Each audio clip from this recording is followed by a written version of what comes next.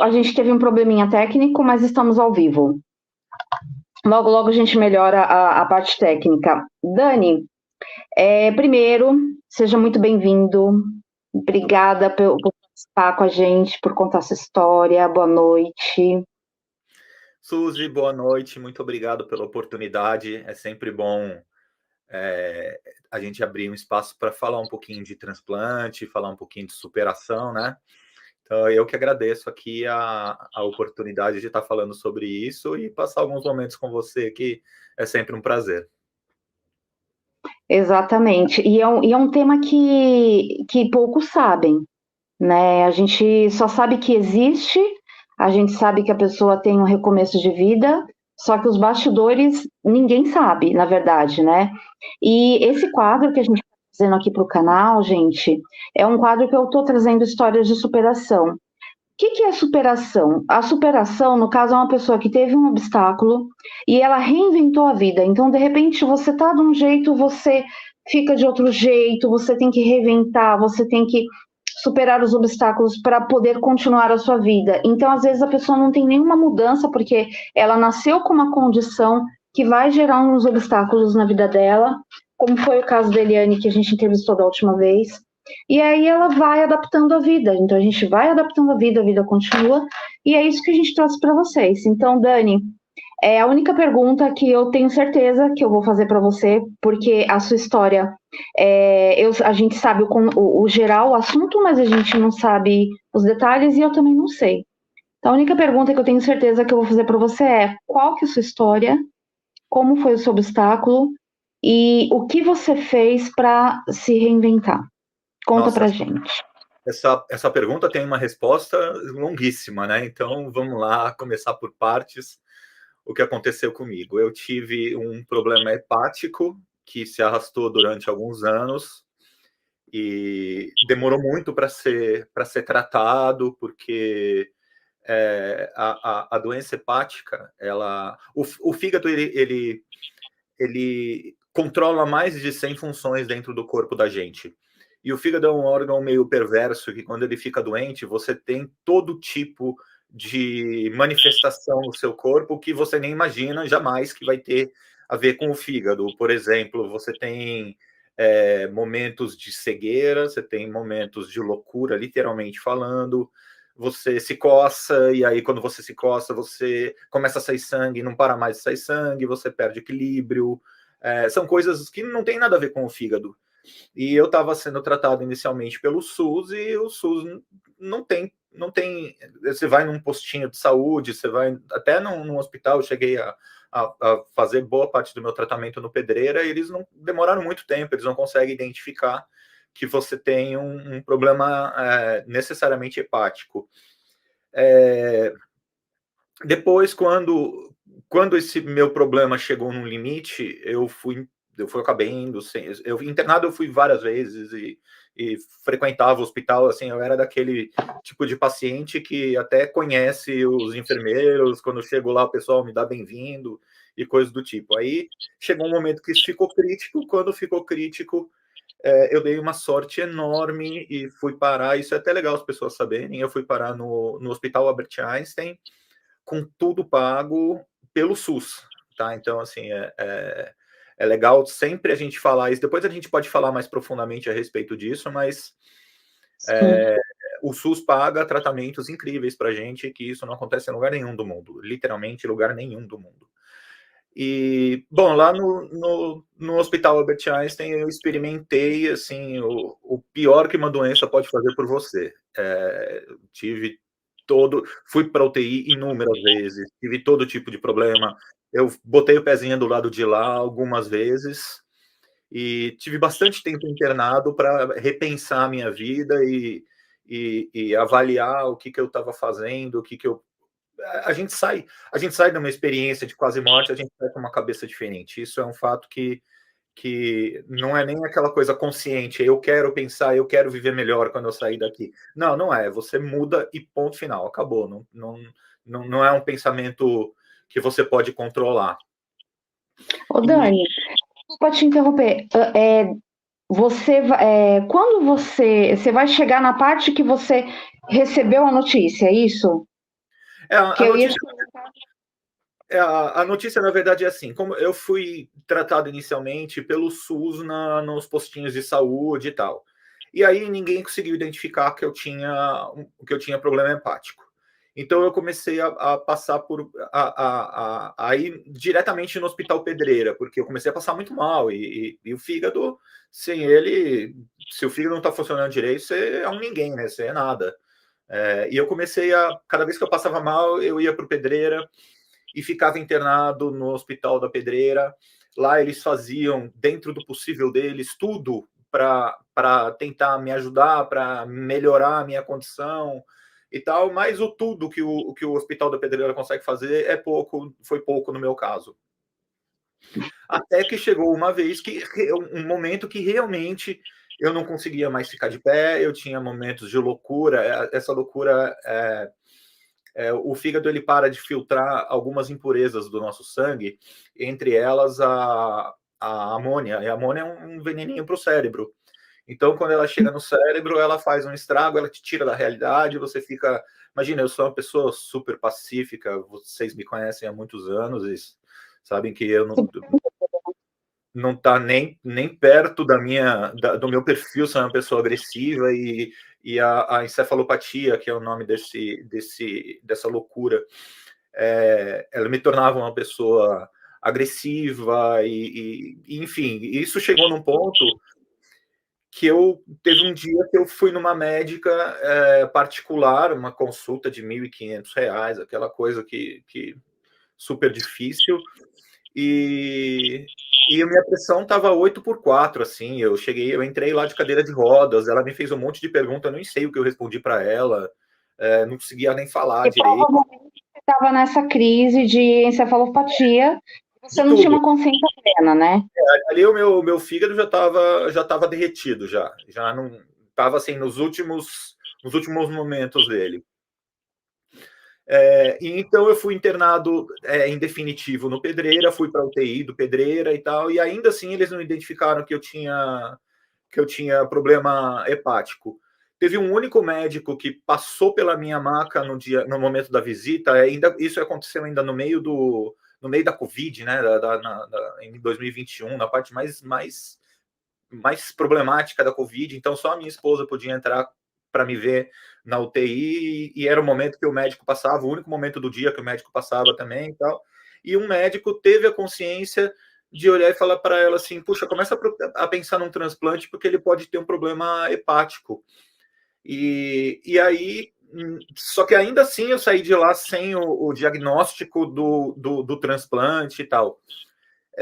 Foi um parto conseguir alta, porque eles não queriam me deixar sair do Pedreira nem para ser transportado para outro hospital. E nesse meio tempo, olha só como as coisas da vida são, né?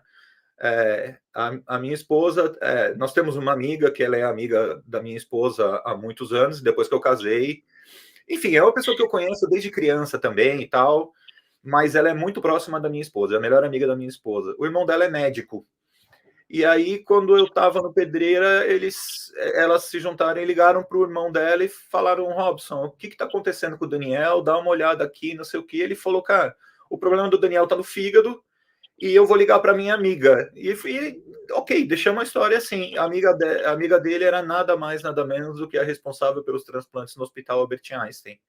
Então, assim, eu entrei, eu não furei fila porque o meu caso era muito grave e quando a gente fala de transplante, a gente nunca deve falar em fila.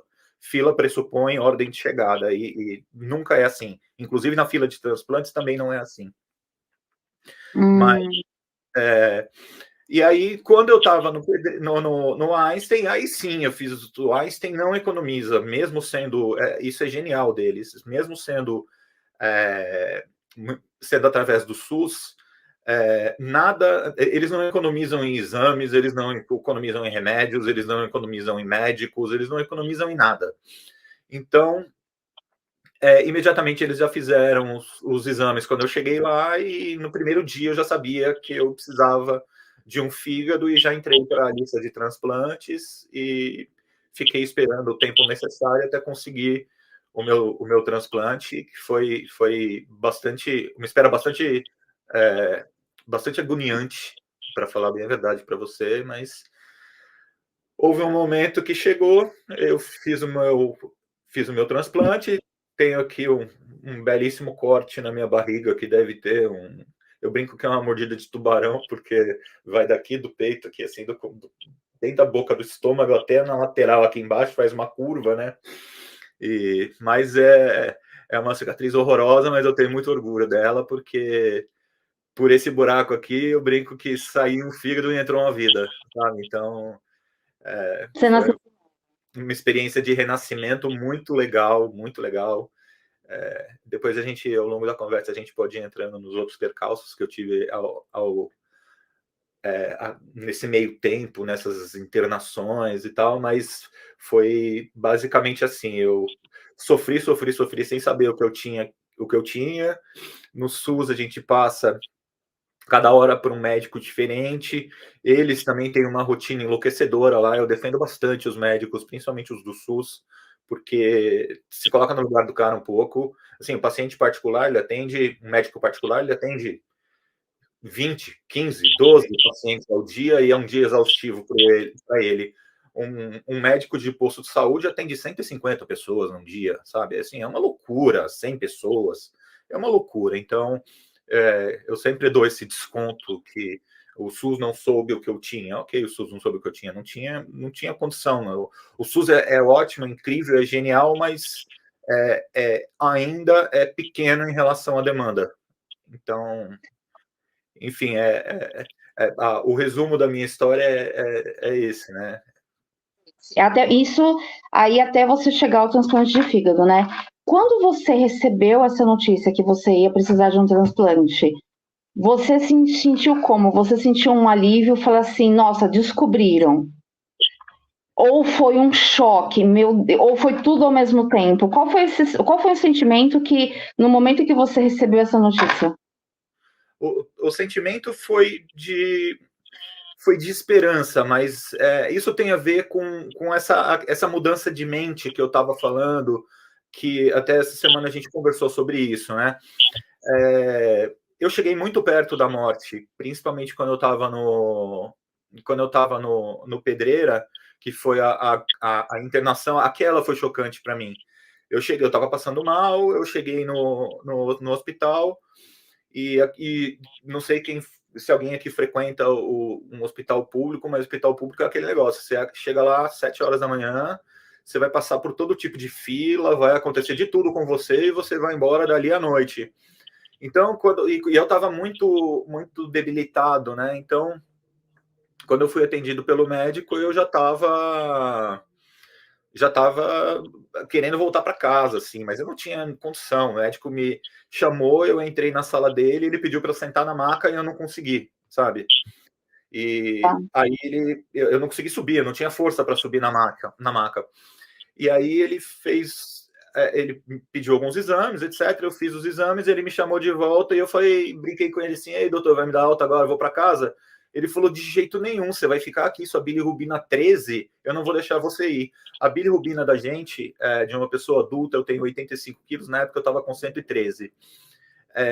A bilirrubina da gente, ela deve ficar entre 1,2 e 1,3. Eu tinha 13, cara. Assim, meu fígado estava totalmente descontrolado, produzindo bilirrubina loucamente. Eu estava verde, com gosto de bilirrubina na boca. Sabe quando você termina de vomitar e fica aquele gostinho ruim? Então, aquilo era constante. Eu passei meses com aquele gosto na boca e tal. E aí esse médico falou: você vai ficar internado aqui. Como eu já tinha ficado internado muitas vezes, eu ficava em enfermaria. Então, é assim, a enfermaria do Pedreira você fica com outras 3 pessoas no quarto. Isso sempre para mim foi uma farra, porque o hospital público é onde você conhece a sociedade brasileira, né? Porque tem para você ter uma ideia do que eu estou falando a respeito de enfermaria no hospital público, o melhor amigo, um cara que salvou a minha vida numa dessas internações é um mendigo, cara, que estava lá porque ele tinha uma bala alojada nas costas e virou meu melhor amigo, assim, um cara genial, um cara lindo por dentro e por fora, puta cara legal. Então, e aí esse médico falou, não, você vai ficar com a gente, mas você não vai ficar na enfermaria. E ele me subiu para semi-intensiva. E eu passei a noite na semi-intensiva imediatamente eu cheguei lá, já me colocaram uma bolsa de sangue, eu nunca tinha tomado sangue na vida, então eu olhei aquilo, já comecei a ficar assustado. E tinha um enfermeiro, um cara chamado Giba, que eu nunca vou esquecer dele. Ele colocou a cadeira dele do lado da minha maca, era um corredorzinho com umas 7 ou 8 macas ali, a semi-intensiva. E o Giba era o enfermeiro que estava responsável por olhar essas 7 ou 8 pessoas. Ele colocou a cadeirinha do meu lado assim e passou a noite inteira, cara. Eu preciso me segurar para falar isso porque foi um momento muito emocionante. E ele passava a noite inteira. Segura aí, Dani. Não vai não, cara. Deixa a gente cuidar de você. Pô, isso foi lindo, cara. Para um cara que está no hospital público e vê isso todo dia, é bonito ver. O trabalho dos enfermeiros é muito bonito de ver de perto. E no dia seguinte, quando eu acordei, eu agradeci a ele, né, e tal. E aí os outros enfermeiros vieram e desacoplaram a minha maca dos aparelhos e tal, e eu falei, nossa, para onde eu vou agora? Agora você vai para UTI. Neste momento eu tive o choque. Foi o único momento que eu tive choque, em todo o processo. Nesse momento eu pensei, cara, que coisa horrível, cara, que coisa horrível. Eu vou para UTI, eu nunca tinha nem visto uma UTI, nunca tinha entrado, não sabia o que acontecia na UTI. Eu só sabia que as pessoas que vão para UTI têm mais chance de morrer do que as outras. Então eu pensei, eu acho que eu tô grave pra caramba. E aí, beleza, eu passei uma noite um pouco difícil ali, porque eu demorei para me acostumar com a ideia. No dia seguinte eu acordei, e aí eu vi o trabalho dos enfermeiros, que é muito bonito, é muito legal e tal, e eu virei para mim mesmo, inconscientemente, a minha mente virou e falou, tire o melhor proveito disso que você tem aqui, cara. Saia dessa vivo. Faça tudo que tiver ao seu alcance para sair vivo. Essa é a tua missão, sair vivo dessa cama. E eu passei 19 dias na UTI do Pedreira, tomando noradrenalina. Noradrenalina é adrenalina mesmo, né? É para botar o teu corpo para rodar. Não sei se você assistiu o Pulp Fiction. Tem uma cena do Pulp Fiction.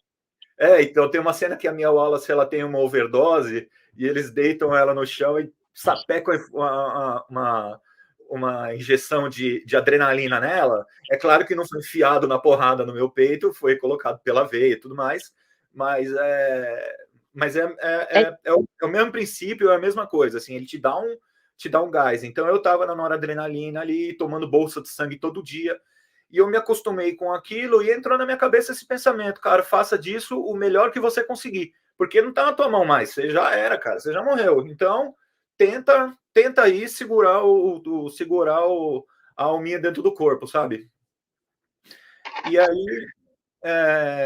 E aí eu saí do Pedreira com muito custo, porque eles não queriam me dar alta, né? Já estava falando isso. E quando eu cheguei no Einstein e me falaram que eu precisava de um transplante, eu pensei, primeiro, eu já sabia, porque eu já sabia que eu ia para o Einstein e já sabia que eu estava num dos melhores hospitais do Brasil para fazer transplante de fígado, que eu ia ser atendido por uma das melhores equipes do Brasil, uma das melhores do mundo para transplante de fígado. Então, quando me falaram, foi a doutora Patrícia que cuidou de mim depois de muito tempo, que me falou, Dani, você vai precisar de um transplante de fígado. Para mim, só veio na cabeça assim, cara, então eu preciso segurar a vida aqui dentro até esse fígado chegar. E tava Boa noite, Leslie, tudo bem? A Leslie é uma querida, também ela é transplantada. Boa noite, Carlos, Leslie, muito prazer, Leslie, sejam muito bem-vindos. Continua, Dani. A Leslie acabou de falar uma coisa muito importante aqui, que o fígado ele é silencioso e ele vai levando outros órgãos. É verdade, os meus rins pararam de funcionar também. Esse período aguardando o fígado chegar foi muito, muito doloroso para mim, porque os meus rins pararam também. Eu inchei, que eu fiquei assim, parecia Nossa, eu vou fazer uma analogia aqui muito podre, mas sabe quando você vê nos documentários, esses documentários de crime e tal, quando a pessoa morreu há muito tempo, e aí quando a polícia acha a pessoa, ela tá inchadona, ela tá um negócio. Eu tava desse jeito, sabe? Sim, foi horroroso fazendo hemodiálise, que é uma tortura a hemodiálise, foi horroroso. E eu tava. E eu tava no desespero de receber o rim, só que a gente estava no meio da pandemia, todo mundo que morria, a cidade estava em lockdown naquela época. Então, assim, não tinha acidente de carro na rua para alguém morrer, ter morte cerebral. É difícil falar isso friamente, assim, mas é um fato. Eu tenho junto comigo aqui o fígado de uma pessoa que faleceu naquele momento, que morreu ali, e, enfim. Então, não chegava o fígado logo para mim, porque não tinha órgão disponível. E foi assim, foi super difícil essa espera. Nessa, os meus rins pararam de funcionar, eu tive que ir para hemodiálise, a hemodiálise foi super ruim para mim. Não sei se a Leslie, acho que ela fez hemodiálise também. Ela escreveu 24 horas, ela colocou aqui. Gente, eu coloquei o Dani no centro da tela, mas eu tô aqui, viu? Ela falou que hemodiálise 24 horas, né, Leslie?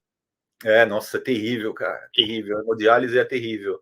Eu tive um problema na hemodiálise, que a hemodiálise, pelo menos no meu caso, eu não sei se todas as sessões são assim, mas no meu caso era assim, eles te plugam na máquina, primeiro tem que fazer uma cirurgia para colocar o catéter no pescoço, minha cicatrizinha tá até aqui no pescoço, não sei se vocês conseguem ver aí, mas eles colocam um catéter no pescoço, você faz uma cirurgiazinha para colocar esse catéter.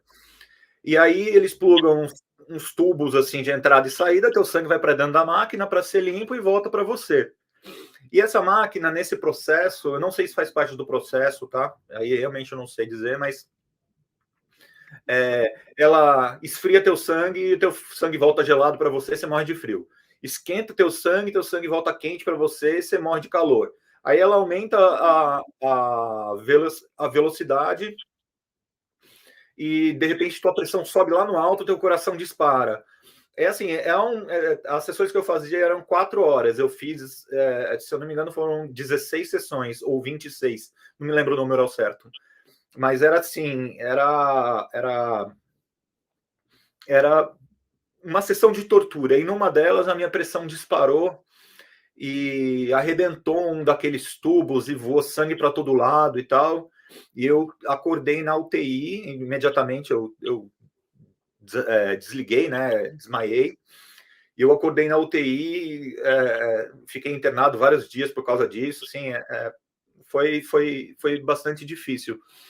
Então, assim, eu estava na loucura esperando chegar o meu fígado, mas eu não deixei a peteca cair, não porque eu queria ter bom humor no hospital, não, mas porque a minha mente mandou, ó, cara, aqui você vai curtir cada momento que você tiver aqui. Então, qualquer enfermeiro que entrar por esse quarto aqui, você vai trocar ideia com o cara, você vai tirar o melhor dessa. O cara vai vir tirar 1 litro de sangue de você, não interessa, você vai tirar o melhor possível dessa visita desse enfermeiro.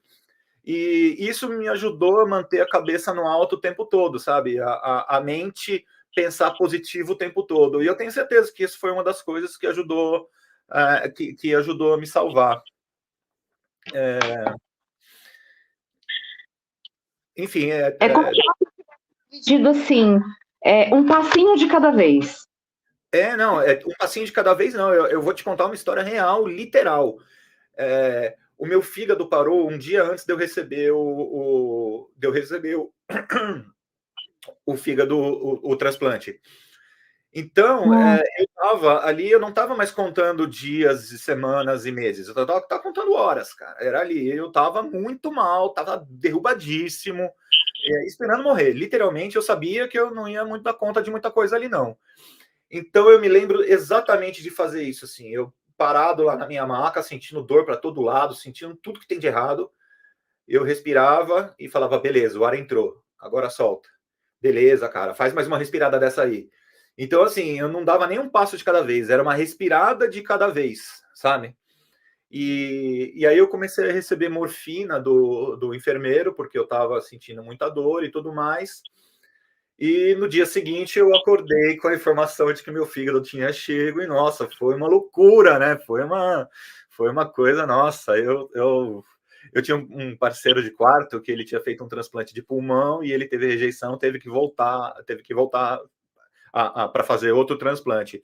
Ele faleceu, infelizmente. Era o nome dele era o Seu Divino, Seu Divino, acho que era Divino o nome dele, não me lembro agora. E eu lembro que a enfermeira, eu escutei, essa história é muito legal, eu escutei na porta do meu quarto um burburinho. E aí eu falei, o que será que está acontecendo aí, né? Aí beleza, aí eu levantei, fiquei de pé, fiquei sentado na cama assim, aí a enfermeira entrou pela porta e falou rapidinho assim, Dani, chegou teu fígado. Ei, todas as enfermeiras estavam atrás dela, assim, todo mundo na maior felicidade, sabe? Aí eu levantei, eu lembro que eu peguei o pé do Seu Divino ali, chacoalhei os 2 pezinhos dele, ele fez assim na maca, assim, foi, sabe, fazendo toda a força que tem para comemorar. E aí foi um dia muito especial, porque o meu transplante aconteceu na madrugada, né? Foi uma cirurgia de 11 horas, mas você passa o dia inteiro se preparando para isso. E a preparação foi muito legal, porque na hora que chegou a informação de que meu fígado estava lá, cara, eu não pensei mais em dor, não pensei mais em fraqueza, não pensei em nada mais. Ali, eles me levaram para um quarto isolado, eu tive que tomar um banho com um sabonete especial, que eu não me lembro exatamente por quê, mas acho que é um sabonete que deve dar uma desinfetada um pouco melhor, né, para não levar bactéria para a sala de cirurgia. Depois você faz o exame do coração para ver se está tudo em ordem para você poder ser operado, que é uma cirurgia bastante invasiva, para dizer pouco, né? Porque abre aqui a barriga da gente, puxa as costelas todas para cá, tira o fígado e põe outra, né? Então é uma coisa bem. Você tem que estar bem fisicamente para isso. Eu não estava bem, mas eles têm que fazer os exames. E aí eu lembro que eu entrei na sala de cirurgia, né? Já era de noite, e o médico, o doutor Marcelo, ele olhou para mim assim, e aí, Daniel, tá preparado? Eu nem sei, nem lembro o que eu respondi para ele. Só falei, olha, bom trabalho para vocês aí, que Deus abençoe e tal, e não sei o quê. Só que eu estava sentindo muitas dores, porque eu machuquei as costas, eu tive uma ferida, que é uma ferida que fica bem na ponta do cóccix, que é de quando você fica muito tempo deitado. E eu estava meses ali internado já, então eu estava arrebentado, cara, estava destruído nenhuma posição era gostosa para mim. E aí ele falou, escara, oi? né? Acho que isso se chama escara, não é? Quando você fica muito na mesma posição. Mas ele tem um outro nome, é um calo que faz, que é uma ferida que por fora é pequenininha, mas por dentro ela é bastante funda. É Escara escara. mesmo, isso aí. E ela é uma feridinha que dói bastante, bastante. E então eu estava deitado na maca assim, ele perguntou: "E aí, Dani, você está sentindo medo, alguma coisa?" Eu falei: "Não, eu estou sentindo dor só." Ele brincou comigo: "Ah, você quer dormir agora então? Então tá bom." Eu falei: "Beleza, doutor, então eu quero." Aí ele colocou, o anestesista veio, colocou uma máscara no meu rosto com anestésico e tchau, eu acordei com outro fígado no outro dia. E depois foi o pós-tratamento, o pós-transplante já foi uma outra guerra, mas é outro papo. Mas foi assim, eu não tive medo da cirurgia, não tive. É aquele lance, né, Suzy? Eu tava tão detonado ali, cara, que qualquer coisa era lucro para mim. Então, se eles tentassem fazer cirurgia e não tivesse anestesia, tivesse que fazer no pelo, eu fazia, porque ou eu fazia isso, ou dali a 2 dias, um dia, eu ia estar morto. Então, ok, né? Então, vamos fazer o que tiver que fazer. Isso foi uma coisa muito louca também da minha mente, que eu estava cheio de machucado, estava todo dolorido, mas eu não me neguei a fazer nenhum exame, nenhum procedimento, nada, nada, nada. Assim, chegava na hora, parece que a minha cabeça bloqueava a dor, sabe? Ah, temos que transferir você para você fazer isso aconteceu de verdade, para você fazer um ultrassom, não sei se foi um ultrassom ou se foi algum outro exame, lá na unidade do Einstein do Morumbi. Isso aí aqui em São Paulo é basicamente, sei lá, tinha uns 12 quilômetros do hospital que eu estava, que era uma outra unidade do Einstein, até o Einstein do Morumbi. entrei na ambulância, chocalhando, batendo tudo e tal, não sei o que, cara, minha cabeça desligou a dor ali, eu não tava sentindo. Aí eu ia lá, fazia o que tinha que fazer, voltava, a hora que eu deitava na minha cama, doía tudo de uma vez, mas aí já foi. Então isso foi bem legal, assim, me ajudou bastante ter esse pensamento nessa hora de vamos que a briga é longa. A Leslie lembrou a gente aqui, caras de decúbito, é isso mesmo. É isso mesmo. Eu lembro quando a minha mãe estava internada, né? Que eles colocavam algumas faixas, algumas coisas, e falavam que era para evitar as escaras, que é de você ficar muito tempo na mesma posição, né? E a Eliane está falando aqui uma coisa muito interessante, é o poder da mente. Então você foi trabalhando sua mente para não sentir dor, para viver para mais uma respiração. Então, cada passinho que você deu, cada superação, e a sua superação foi de milimétrica, né? De pouquíssimas coisas. E aí depois você fez a cirurgia, quanto tempo você ficou no hospital? Eu fiquei Até aí, receber alta, vou para casa. depois da cirurgia, eu fiquei ainda mais 2 meses no hospital. Porque 2 meses. 2 meses. Porque os meus rins pararam. E o rim, assim, ele pode parar e não necessariamente morrer. Tá. Então eu continuei fazendo diálise e eu tive um problema que eu tive um problema que chama ascite. Ascite é o seguinte: o fígado, o líquido, o sangue passa por ele para ele filtrar. O fígado não dá conta de filtrar, ele abre mão, faltei. Hoje eu não vim trabalhar. Então, a sujeira toda cai na cavidade abdominal. E isso é super perigoso, porque é lixo, cara. É lixo da gente. É sujeira, é água suja, xixi, é um monte de porcaria. E se isso chega. E a sua barriga fica assim, meu, não tá dando para ver na câmera? Fica assim, meu, Papai Noel, assim, um negócio horroroso. Assim, de deixar grávida no chinelo. E aí tem que ser feito um procedimento chamado paracentese. A paracentese é uma agulha desse tamanho assim, que entra pela barriga, mas não é um procedimento doloroso, assim, não, tá? Que entra pela barriga, aí vara a camada de musculatura e vai lá dentro no abdômen mesmo. E aí eles ligam aquilo a uma mangueirinha que liga uma bomba de oxigênio e tal, e enche um galãozinho, igual esses galões de água que a gente compra azul, e enche um galãozinho daquele com esse líquido. Eu cheguei a tirar 17 litros assim, a minha barriga enchia de líquido. Assim, a cada 2 dias eu tirava 12, 14 litros de dentro de mim. Assim, é muito lixo. O meu ferimento aqui, eles não me deram ponto, né? Eles deram uns grampos, né? São uns grampos grandinhos assim, que servem para fechar.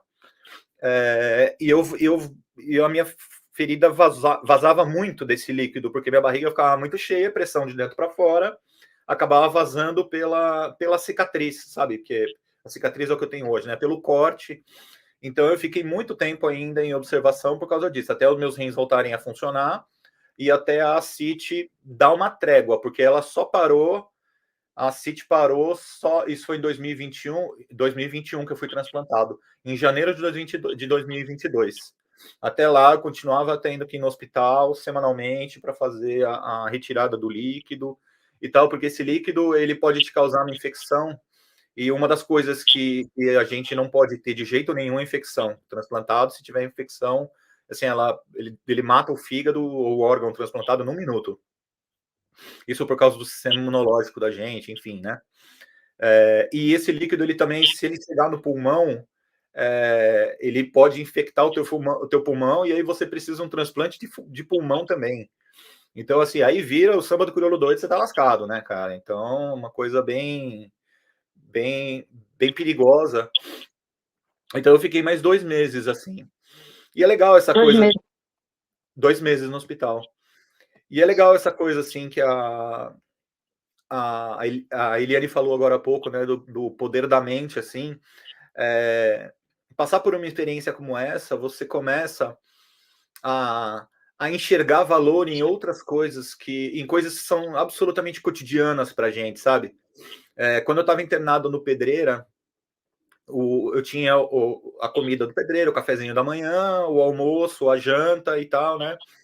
E era tudo muito simples, era bom, mas era muito simples. Não, em nenhum hospital eu nunca peguei comida ruim, era bom, mas era muito simples. E o grande momento do meu dia ali era quando chegava a gelatina de sobremesa, sabe?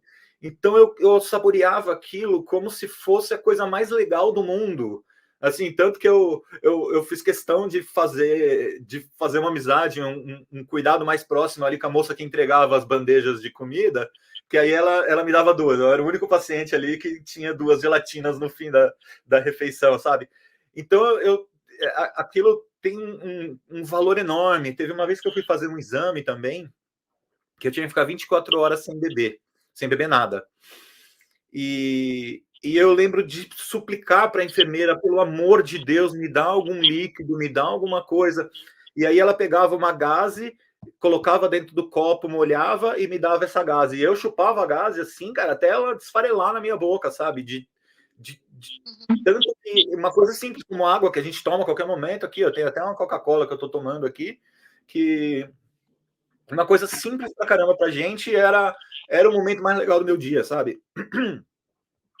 E isso tudo ajuda a ir condicionando a tua mente não só a superar aquilo que está te derrubando, que é uma coisa que eu não consigo nem imaginar hoje em dia, eu passando por aquilo de novo. Eu acho que eu não tenho força para passar por aquilo de novo. Mas eu, do estado que eu estava, eu achei força, passei. Estou aqui. Passou. Tomei branquinho, mas não sou um fantasma. Então, é isso aí. Ô, Então, Dani, deixa eu te interromper. Quando você falou a história da gelatina, lembrei de um caso quando eu estava. Eu ainda vou trazer a minha história para o canal, mas eu fiquei 21 dias internada no Hospital do Servidor Público. Quando você comentou sobre a questão de estar no hospital público e tal, eu entendi porque eu vivi essa situação. E você sabe que lá a gente fica, né, limitado ao que eles estão servindo. E quando eu subi para o setor da neurologia, que eu fiquei nos quartos, as enfermeiras, às vezes, faziam pipoca. E eu sentia o cheiro da pipoca, mas me dava uma vontade. Aí um dia eu falei pro Carlos, e eu tentava não comer nada de fora, falava para eles não trazerem comida para mim de fora, porque eu já estava com um peso grande, ainda não tinha feito a bariátrica, e eu estava com muito medo de engordar, né? Eu estava até comendo menos do que a comida do hospital. Então eu falava para eles não me trazerem nada, mas aquele dia eu falei para ele, compra uma pipoca para mim, pipoca do pipoqueiro, sabe? Do carrinho. E ele trouxe meio escondido, tal, porque não pode comer. Gente, aquela pipoca foi a melhor coisa do planeta. Até hoje eu amo pipoca de pipoqueiro. Para mim tem um sabor assim, eu não sei descrever. E é uma coisa simples. E eu entendi. Quando você falou da gelatina, eu lembrei a pipoca. E a Leslie também lembrou da gelatina. Ela falou que amava também. é verdade. Ela tá falando aqui que ela não tá mais amarelo, ó. Por causa da icterícia, né? Eu também fiquei bem amarelo, eu fiquei bem feio, fiquei bem zoado. Eu tenho uma foto que eu tô na UTI do Pedreira, que lá não podia usar celular, né? Mas a minha esposa entrou com o celular uma hora ali e tirou uma foto junto comigo, não lembro por que motivo, mas acho que para mandar para a família, porque a família ficou empolvorosa, todo mundo dentro de casa trancado e eu ali quase morrendo, né? Então a família foi um problema à parte. Mas eu também tive essa coisa da icterícia. Mas eu lembrei do teu caso agora, no dia dos namorados do dia 21, eu já tinha feito o transplante, meu transplante foi em 21 de maio. E no dia dos namorados daquele ano eu estava internado ainda, estava lá com a CIT, estava me recuperando, os rins voltando e tudo mais. E a minha esposa levou um brigadeirão para mim. Ela fez um brigadeiro e levou escondido dentro daquele tráfico ali, né, e tal. E aquele brigadeiro, para mim, teve um valor tão grande que eu comi ele ao longo de 4 dias, cara. Então eu achei um cantinho eu tinha do lado da minha maca ali tinha um gaveteiro que dava para servia para guardar gás e essas coisas e tal. E eu escondi ele ali com a colherzinha e cada dia eu comia um pouquinho, saboreava assim, nossa, foi o presente que a minha esposa me deu, né? Putz, que legal! Além de tudo, é um doce que eu tô, né? Aí no final das contas, eu acabei contando. Teve um enfermeiro chamado Davi, que eu me afeiçoei demais a ele, né? E eu contei para ele, Davi, quando já no último dia, na última colherada, né? Falei, Davi, olha o que eu tenho aqui, cara. Ele falou, pô, meu irmão, todo mundo faz isso, fica tranquilo que a gente sabe que em algum momento vai ter vai ter um migué aí que alguém vai dar. E foi isso, mas foi depois do transplante, eu já estava bem melhor. Antes acho que ia ser ruim para mim, mas eu tive tem uma história bem. Eu vou falando, tá, Suzy? Tô desenvolvendo aqui. Teve um momento muito legal também que eu consegui a alta do Pedreira graças a um médico que, assim, ninguém queria me dar alta no Pedreira, porque o Pedreira, como não tinha nenhum hepatologista lá, eles não me trataram. Eles só me deram a noradrenalina para forçar meu corpo a voltar a funcionar mais ou menos.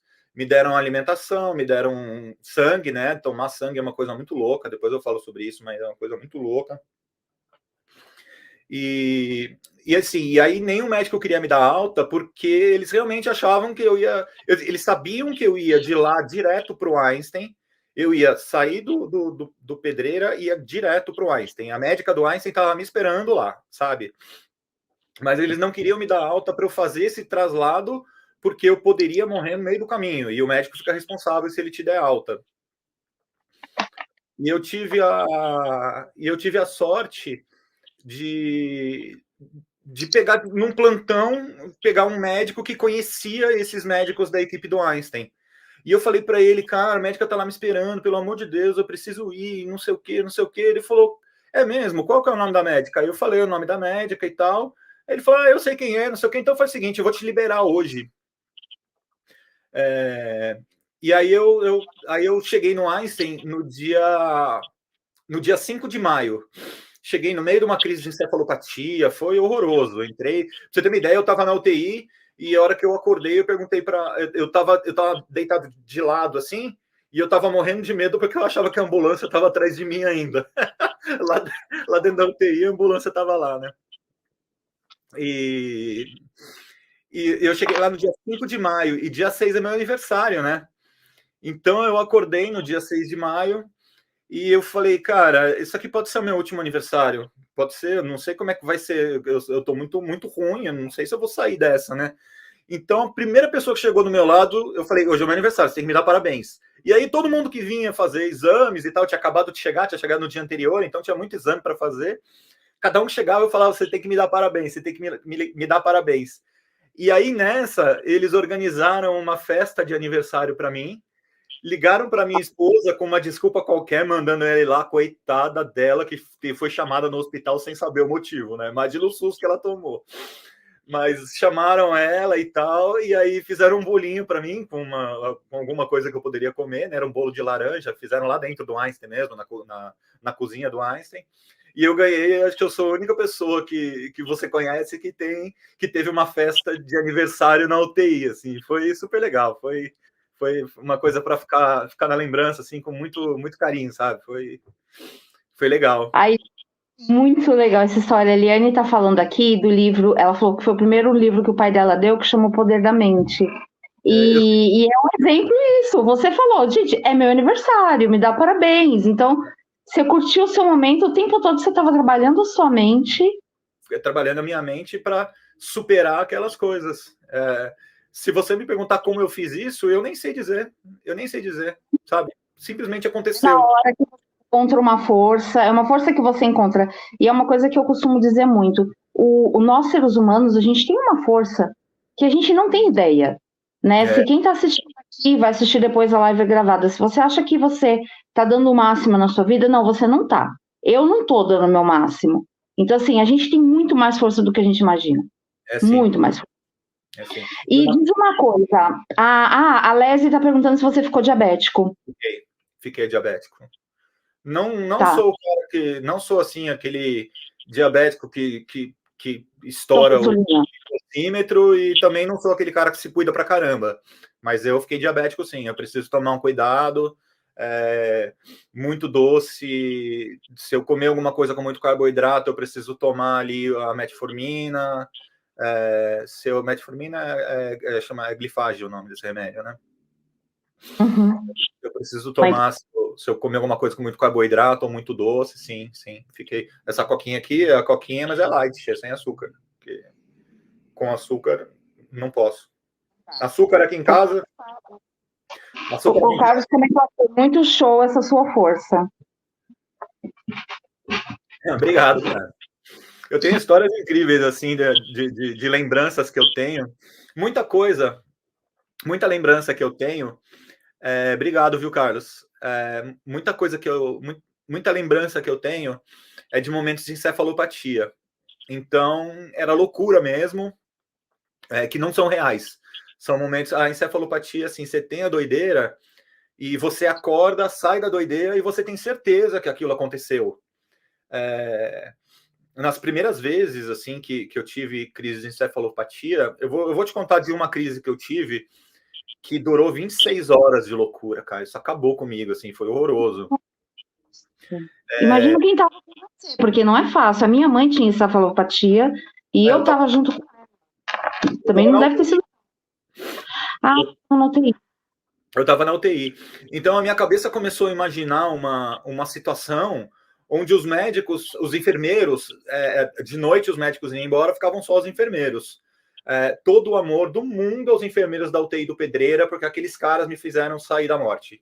Não tenho a menor dúvida. Que legal! Eu ia falar, como é que você fez isso? Ele reconheceu o gesto. Então, assim, eu comecei a imaginar que os enfermeiros tinham se juntado para me dar um remédio que ia me matar. Então, eles chegavam para mim, Dani, a gente precisa te dar esse remédio agora. E eu pensava, no meio da madrugada, cara, não é normal chegarem com um remédio de seringa, né? Na madrugada, eles dão o remédio no soro, junto do soro, que entra pelo acesso aqui, acabou, né? E eu comecei a pensar... Aí eu comecei a brigar com eles, porque eu queria que eles assinassem um contrato dizendo que aquele remédio não ia matar, não ia ser ruim para mim, e não sei o quê.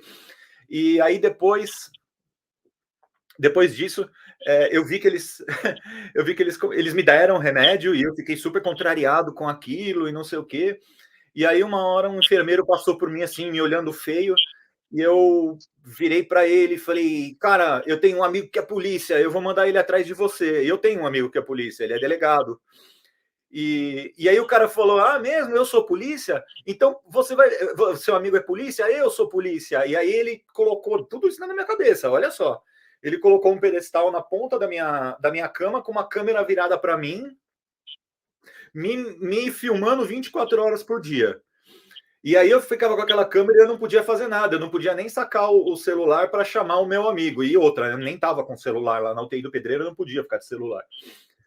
Então, e aí eles saíram de perto de mim e começaram a tramar de me jogar um balde com água e gelo. E estava muito frio naquela época. Então, assim, imagina que eu passei 24 horas dentro dessa loucura super angustiante, achando que os enfermeiros estavam querendo me matar e não sei o quê, não sei o quê.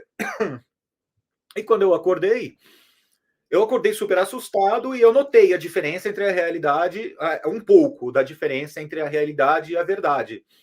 E tinha uma enfermeira do meu lado, porque, obviamente, eles colocaram uma enfermeira de plantão do meu lado enquanto eu estava tendo a encefalopatia. E aí eu perguntei, meu Deus, cara, o que aconteceu comigo? E não sei o que. Ela falou, pera que um médico vai ter que vir falar com você para te explicar. Aí eles me explicaram o que era e tal. Eu tentei fugir da maca com a encefalopatia, dizendo que eu... A cabeça da gente pensa cada loucura, né? Eu disse para os enfermeiros que eu queria ir no posto de conveniência, na loja de conveniência do posto que tinha no pé do hospital, para fazer xixi lá, que a médica tinha deixado eu ir fazer xixi na loja de conveniência.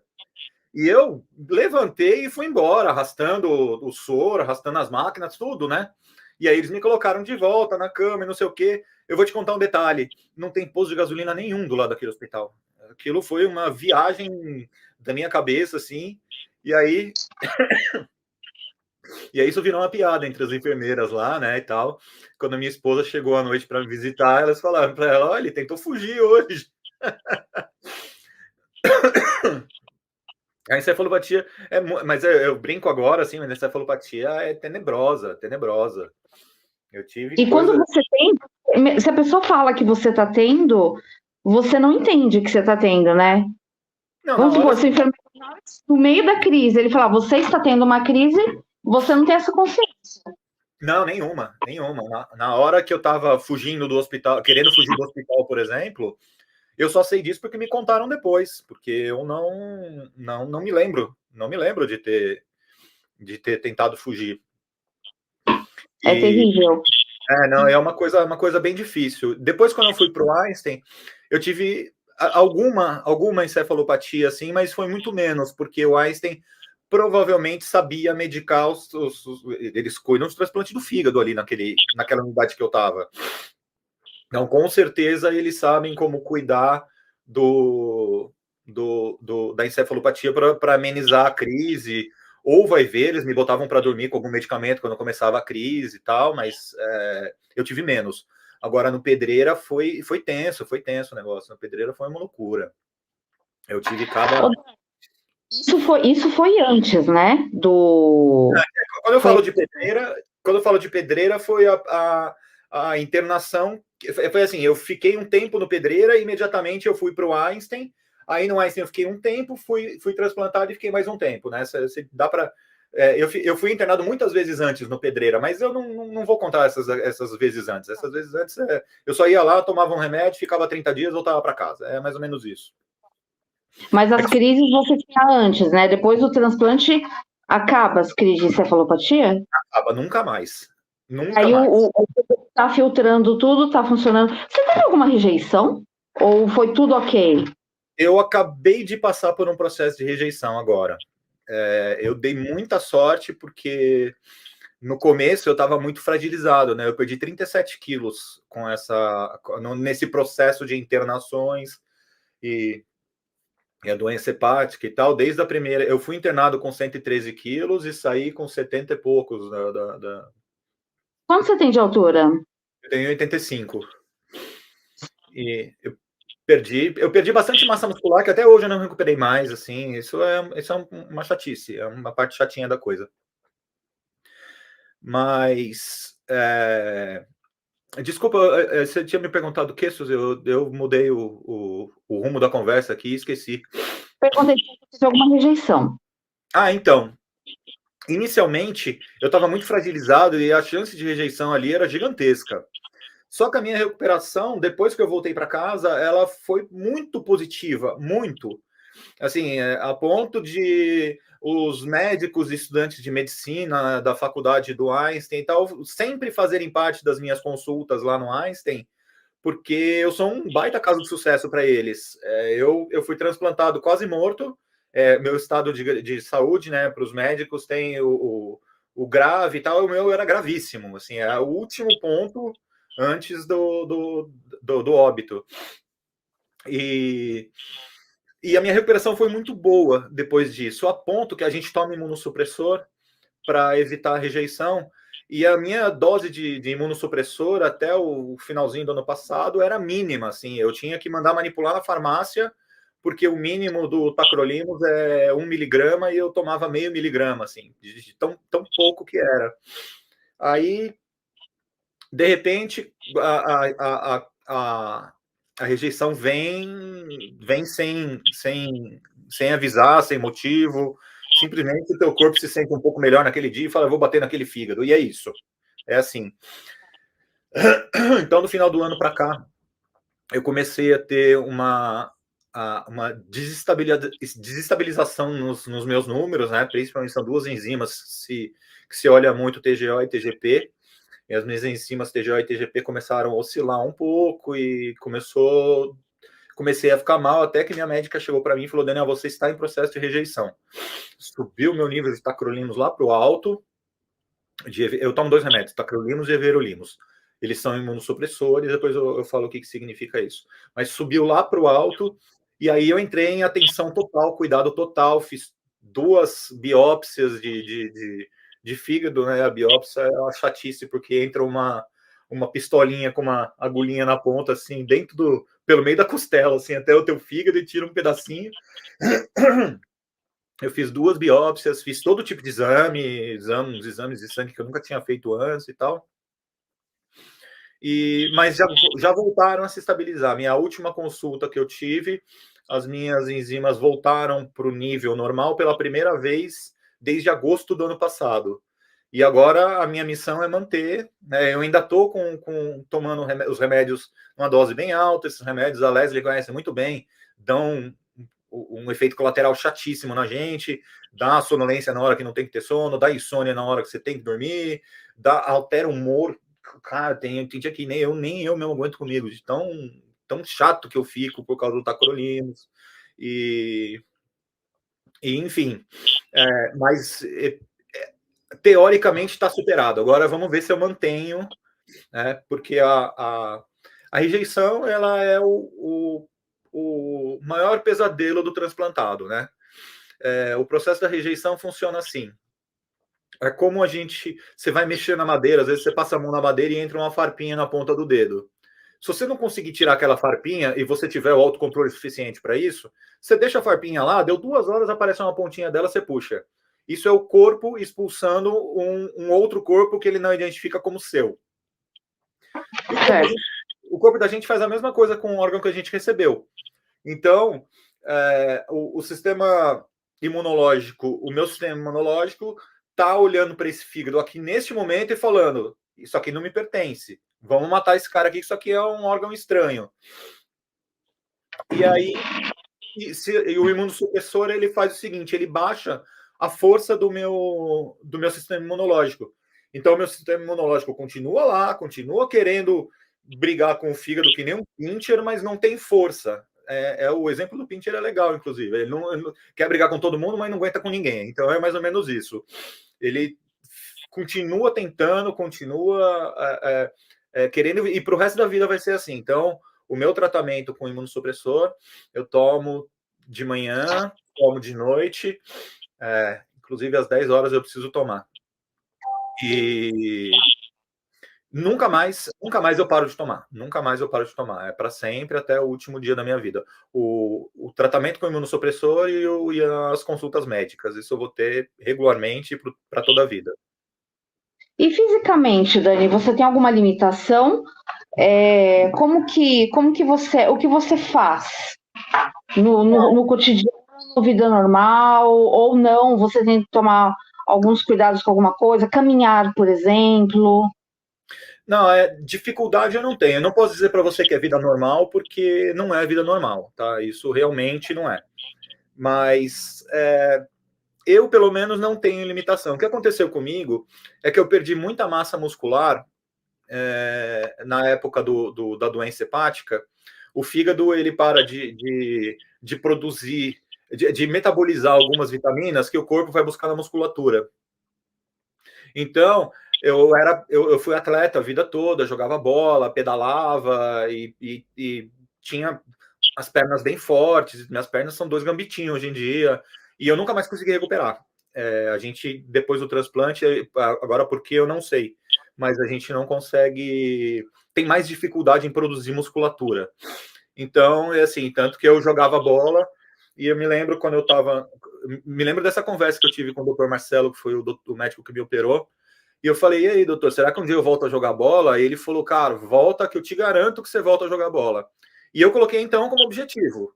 Legal, eu já tinha transplantado, coloquei como objetivo. Eu quero entrar em campo e quero correr direito, quero jogar direito e tal. Quando os médicos me autorizaram a voltar a jogar bola, eu fui para o campo.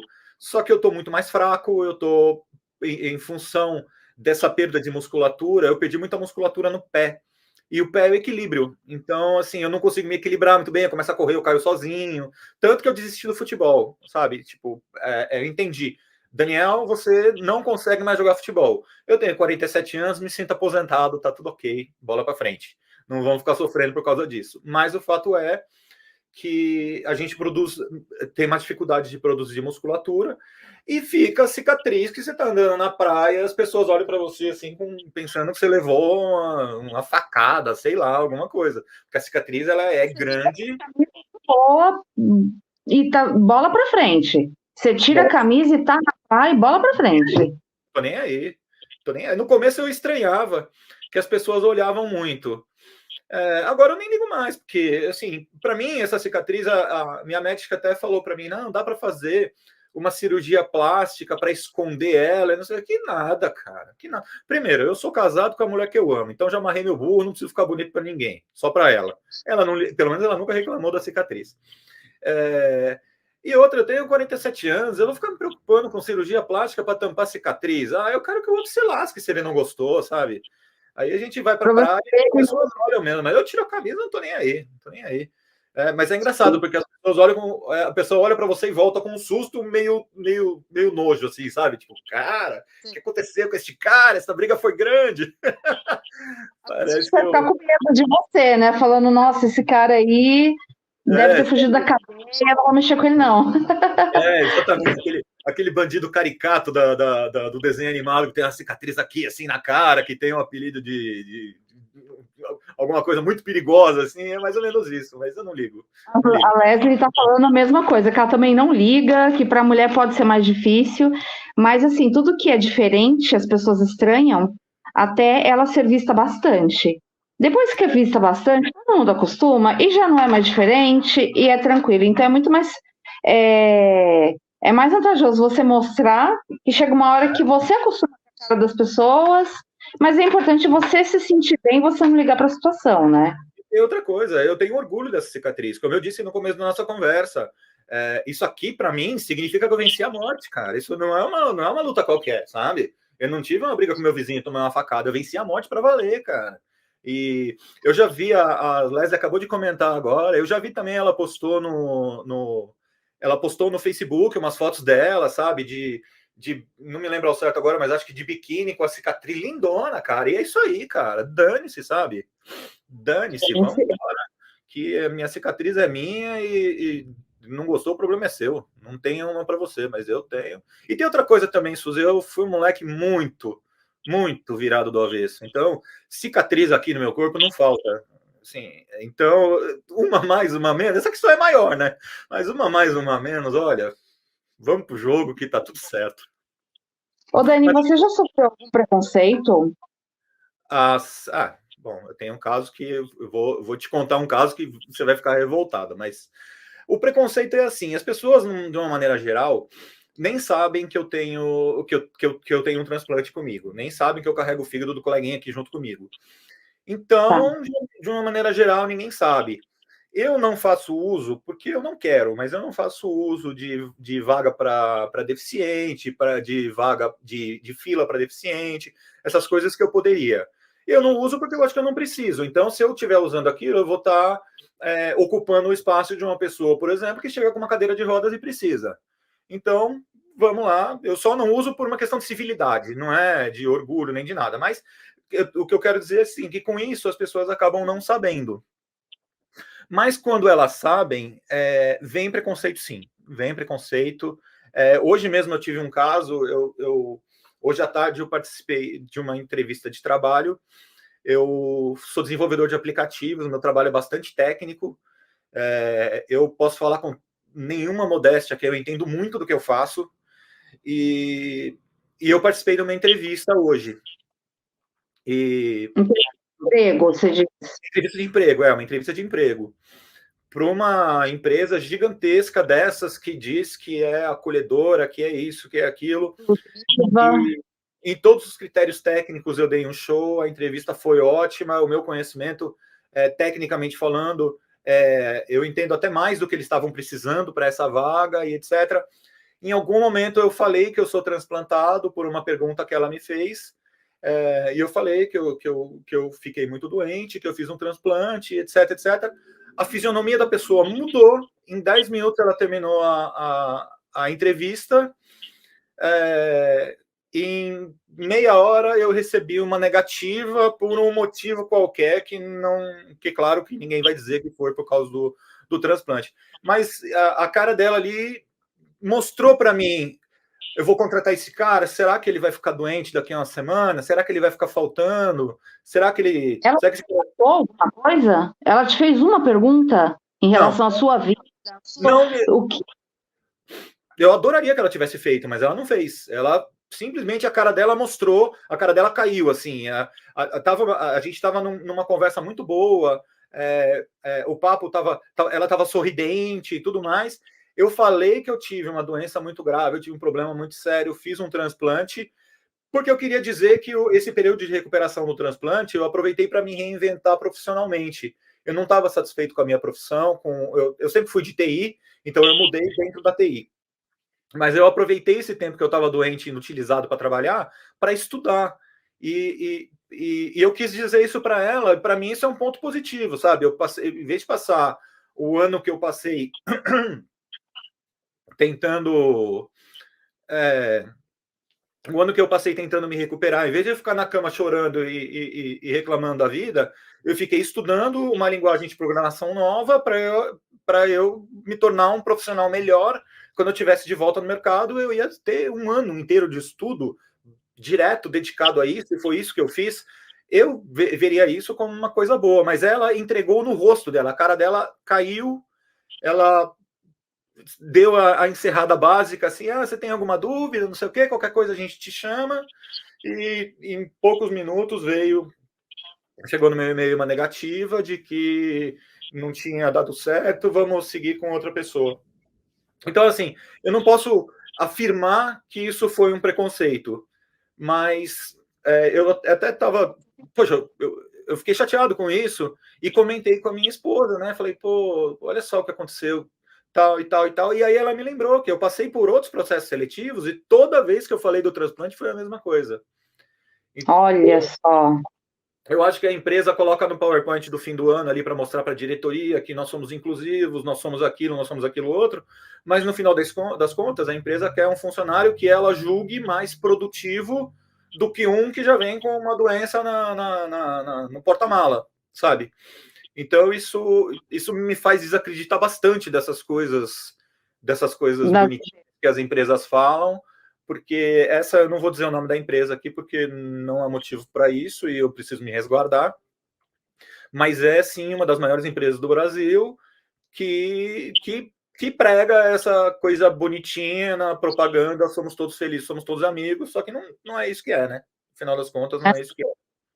É uma inclusão exclusiva e tem um preconceito velado, né? Não é transparente o preconceito, ele é velado. Então, é uma forma. Você sentiu? Se você sentiu, com certeza foi. Claro. Né? Você Claro. sabe o quanto o seu conhecimento era importante para aquela vaga. E aí você sentiu. Pois é, e aí é o tipo da situação onde perdemos todos, porque eles um banco enorme que está desenvolvendo um aplicativo para banco. Então, eles precisam de gente que não só seja boa tecnicamente, como tem uma bagagem. Eu tenho 47 anos, trabalho com TI desde os 19, cara. Então, assim, eu vou... Se a corda estourar, se tiver algum problema no finalzinho do projeto, eu não vou ser aquele cara que rói a corda e vai embora, sabe? Que profissional de TI faz muito isso, porque tem muita vaga. Então, se ele não tiver felizão trabalhando na dele de pantufa, ele vai embora e vai para outra empresa. Então, e agora assim, eu vou fazer a pergunta que ela deveria ter feito. Como impacta o transplante na sua vida profissional? Nada, em nenhum sentido. Nenhum sentido. Você precisa voltar toda semana? Você faz terapia? Você faz fisioterapia, alguma coisa assim? Não, fisioterapia eu fiz, mas não faço mais. Isso foi só no começo para eu me recuperar. Então, hoje, uma academia já é o suficiente. Consulta médica. Eu, agora que eu passei por essa questão da rejeição, eu estou tendo consulta médica todo mês. Mas as minhas consultas médicas estavam trimestrais antes disso. Então, agora eu me recuperando, eu volto a ser trimestral num minuto. Assim, provavelmente na minha próxima consulta, que vai ser agora no começo do mês, a minha médica já vai marcar a próxima consulta para só daqui a 3 meses. Então, é uma falta em 3 meses. É uma coisa absolutamente normal para qualquer pessoa. 3 meses é rotina. Rotina. A vaga era presencial, para mim, zero problema. Eu consigo chegar onde eu preciso chegar. Eu não existe limitação. Inclusive, eu vou te contar que eu tomei a decisão hoje de tirar de uma vez por todas das minhas redes sociais que eu sou transplantado e tudo mais, e não vou falar mais em entrevista nenhuma, eu vou falar isso. A empresa A vai Leslie descobrir. acabou de escrever isso, que ela tem amigos que dizem que não dizem que são transplantados. Eu não vou falar mais. Se eu não tivesse falado, eu tenho certeza que eu estaria aqui comemorando junto com vocês um emprego novo numa empresa legal. Mas não foi o que aconteceu. Então, eu vou remontar. Tem um trabalho voluntário que eu faço relacionado a transplante. Vou tirar do meu currículo e é isso. É isso. Infelizmente, a gente tem que esconder coisas legais porque no final, na outra ponta, ali tem um ser humano e os seres humanos são cheios de preconceito. Infelizmente, é isso, sabe? É uma tristeza. E eu acho que todos os transplantados que eu conheço devem passar pela mesma coisa. Sim.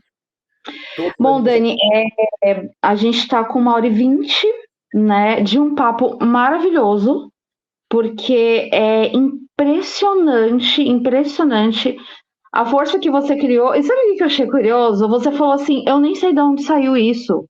E é E não é verdade. dizer que é uma pessoa que vem trazendo a questão de autoafirmação desde novinho. Não.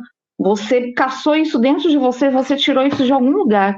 Isso é muito, muito importante. O Carlos até escreveu aqui: a sociedade só vai mudar quando entender as diferenças. É verdade. E ela escreveu que o perfil dela é restrito, que ela tem o pessoal e o profissional. E é É, verdade. Aqui eu trato muito a questão da pessoa com deficiência. Então, assim, quanto mais você vê a pessoa com deficiência na rua, usando uma cadeira de rodas, um cego fazendo coisas que a gente pensa que cego não faz, né? Uma pessoa com deficiência visual, ou uma pessoa com deficiência auditiva, ou uma pessoa com autismo, ou com síndrome de Down. Então, assim, cada um tem a sua especificidade e cada um vai ter uma característica e uma vantagem no trabalho. Infelizmente, é um trabalhinho de formiguinha que a gente vai fazendo, mas a sociedade vai ter que viver. A Léa está perguntando se você está tocando guitarra. eu queria. Essa pergunta dela foi ótima, veio no momento certo, porque isso me ajuda a complementar a pergunta que você fez. Se eu tenho. Se o fato de ter passado por tudo isso impacta em alguma coisa no meu trabalho. Olha só que coisa maluca, né? Eu tive muita encefalopatia. A encefalopatia é um tiro de canhão no cérebro da gente. Então, assim, ele entra destruindo o neurônio. No Pedreira, que é o lugar onde eu menos esperava que eu tivesse que isso fosse acontecer, tinha uma médica que ela era uma fisioterapeuta de UTI. Toda vez que eu tinha encefalopatia, ela se sentava do meu lado quando eu passava, esperava eu dormir e tal. Quando eu acordava, ela me pedia para contar histórias da infância, perguntava como era a minha família, ela jogava joguinho da velha comigo e tal e tal. E depois ela me explicou que isso é para refazer as ligações neurônicas que esse tiro de canhão dá na cabeça da gente. Então, assim, ela me ajudou a recompor o meu cérebro de maneira que eu saísse de lá ileso. Mas o ileso tem uma virgulinha aqui que eu acredito bastante a encefalopatia, que a memória imediata, assim, se você prestar atenção, teve até um momento que aconteceu isso na nossa conversa, que você me fez uma pergunta e eu no meio esqueci o que você tinha me perguntado.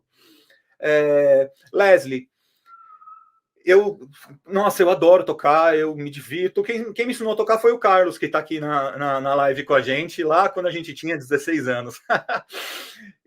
Mas eu esqueço as músicas. Então eu pego. Aconteceu literalmente comigo isso. Eu passei a noite inteira estudando uma música, acordei, peguei a guitarra e não sabia nem por onde começava. Então eu desisti da guitarra por causa disso. Porque senão você tá. Assim, a técnica eu tenho, a velocidade eu tenho, eu conheço as notas, eu sei o que fazer, mas eu não lembro música nenhuma, eu esqueço a música. Então, não adianta você pegar a guitarra, você vai olhar para ela e falar: o que eu faço com esse negócio aqui no meu colo? E aí, hoje, essa daqui é uma das que eu tenho uma outra que está lá na oficina, virou um belo instrumento de decoração e é isso que ficou, infelizmente. Mas é isso. Bom, Suzy. Dani, eu queria que você desse uma mensagem para todo mundo que está assistindo a live, que vai assistir posteriormente, porque ela vai ficar gravada. O Carlos escreveu aqui, faz tempo, mas são boas lembranças de quando vocês tocavam guitarra. E eu queria que você mandasse uma mensagem, principalmente nessa questão de você se reconstruir, de você achar a sua força interna, que é o foco do canal, e o que você quiser falar para quem está assistindo aqui e para quem vai assistir posteriormente a live. Suzy, eu acho que a mensagem assim, a gente tem que aprender que existem momentos que a vida não dá escolha para a gente, né? Você fica doente, você passa por alguma coisa que foge totalmente do seu controle. E a missão é tentar manter a serenidade e o calorzinho no coração, que é isso que vai te fazer superar, seja o que for. Porque nós somos altamente adaptáveis, a gente supera qualquer coisa, desde que a gente tenha a cabeça em pé, que tenha o pensamento positivo sempre, o calorzinho no coração. Tendo essas coisas, a gente consegue vencer qualquer coisa. A sua história realmente é inspiradora. É inspiradora porque você se reinventou, você viveu de novo, aquece o nosso coração para a gente ter força e falar assim, caramba, não tenho nada, e se o Dani passou por tudo isso e está aí firme e forte, né, levou tudo para... Até a questão que você falou de você tentar respirar uma vez, um suspiro de cada vez, é realmente inspirador. Então, muito obrigada. Obrigada por trazer essa história, obrigada por compartilhar com a gente, né, trazer coisas que provavelmente devia estar lá no fundo do guardadinho já, e você trouxe de volta. Obrigada a todo mundo por ter assistido, e logo a gente vai ter mais histórias também. Obrigado, eu que agradeço por poder contar a minha historinha aqui para todo mundo. Se eu conseguir inspirar uma pessoa que seja, já é uma baita de uma vitória para mim, já me sinto super feliz com isso. Obrigado pelo espaço, desejo sucesso. Exatamente. Essa live vai para o YouTube, então às vezes alguém que estiver procurando, que está procurando alguma informação, vai achar a sua, vai achar a sua vitória incrível, e eu tenho certeza que vai fazer diferença sim para alguma pessoa depois. Aqui no descritivo embaixo, eu já deixei o e-mail do Dani, caso alguém tenha alguma dúvida, queira falar com ele posteriormente, e tá aqui na descrição do vídeo. Obrigada, Dani. Obrigada a todo mundo. Bom final de semana. Obrigado, pessoal. Grande beijo. Beijo para sua esposa, que te seguiu firme e forte o tempo todo e está ainda. Ela foi porreta ali, viu? Um beijão enorme para ela e um beijão para você, Dani. Legal, obrigado. Beijo para todo mundo também. Tchau, gente. Tchau, gente.